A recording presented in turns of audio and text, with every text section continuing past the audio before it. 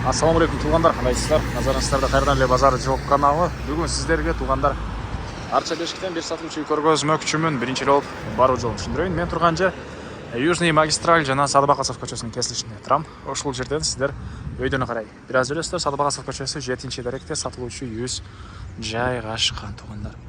Так, дагы эмне маалыматы? Сиздер магистраль менен батышты карай келсеңиздер, сол тарапта Сүмбүл чоң мончасын көре аласыздар. Ошондон кийин келе көчө бул Садыбакасов көчөсү болуп калат. Так, и бул магистральдан туғандар шаардын бурчусунда жүргөн маршруткалар, автобустар бар экен.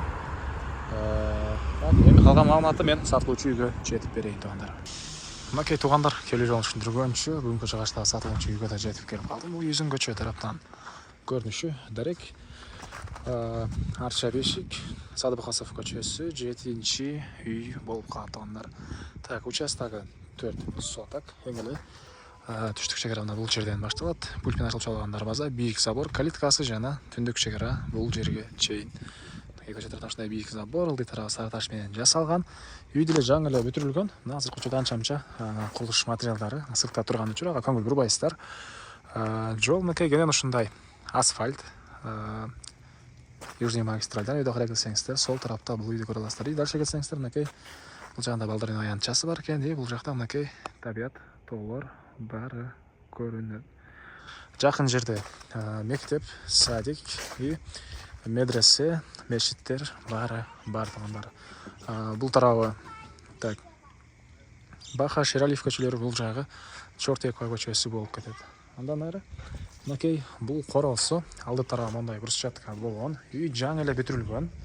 Мынакей жалпысынан бул үйдүн аянты 225 квадрат метр, толук түрдө кирпич, тышкы тараптан утеплять этилип, мынакей тышкы тарабынан травертин кылынган.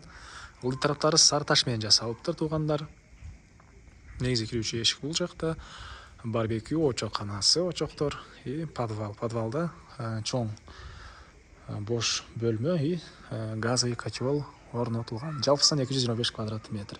И бул дарбазадан кирсеңиздер, мынакей бул жака кенен көп эле машина койсоңуздар болгодай жер жана участок тегеренте мындай бийик забор менен тосулуптур тугандар. Мынакей бул үйдүн түштүк тарабынан көрүнүшү. Эзен бартык шарты кылынган, жакшы материалдар менен салынган үй экен. Так, дагы эмне маалыматы? Видеонун аягына чейин көрүңүздөр. Азыр дагы үйдүн бөлмөлөрүнү сиздерге бир чекеден көргөзөм. Негизинен ремонт дагы сонун ремонт кылынган тугандар. Мынакей бул жагы тепкиштер. Бул жагы тепкиштери, негизи кирүүчү эшиги.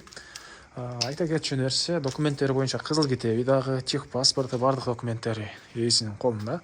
Алсаңыздар эле өткөрүп берем дейт үй ээси. И центральный канализация, природный газ, электроэнергиясы, суусу баары бар. Так, андан ары мынакей бул кире бериш прихожкасы.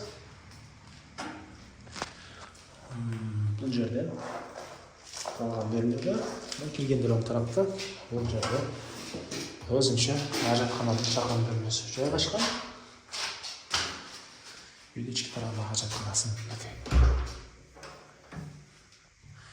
и сыртта дагы ажаткана бар, ал дагы центральный канализацияга кошулган туган.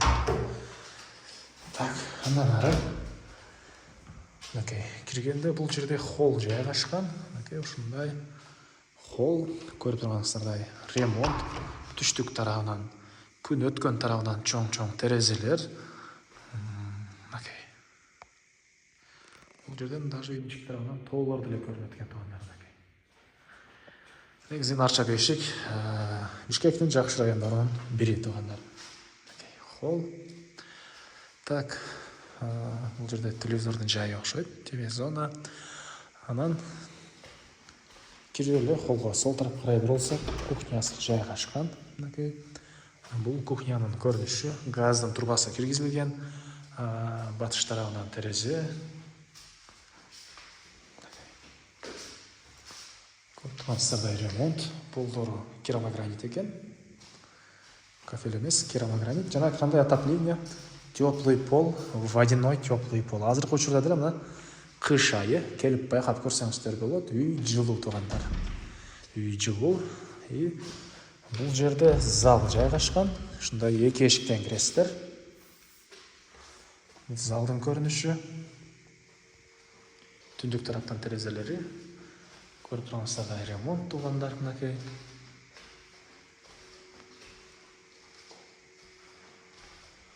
Так, андан ары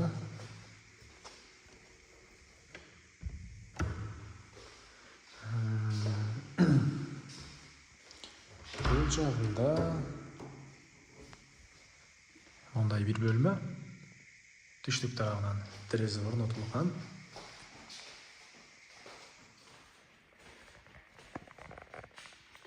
Мынакей.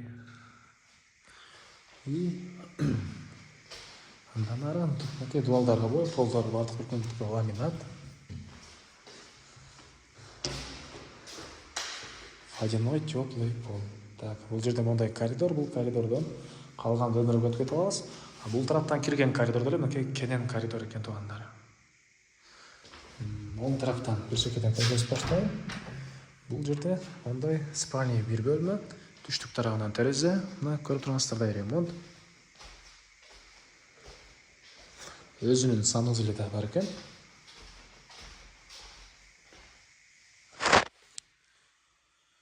Родительский спальня, өзүнүн санузелі бар. Андан кийин бул жакта мондай бир бөлмө.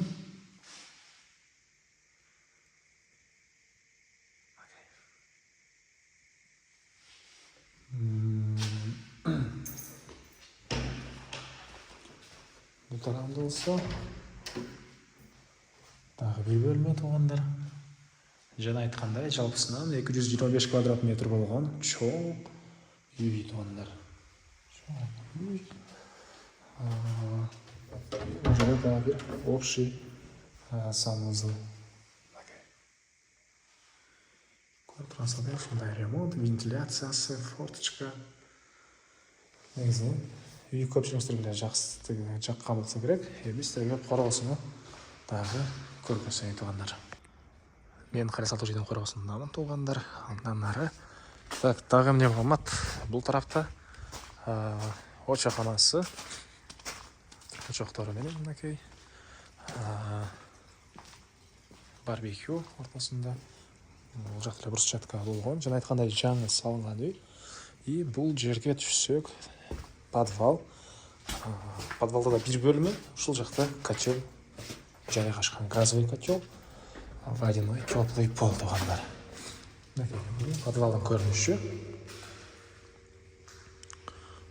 Бул тарапта болсо мынакей газовый котел менен үйүбүз жылыйт. Так, андан ары дагы эмне маалымат айтылбаган?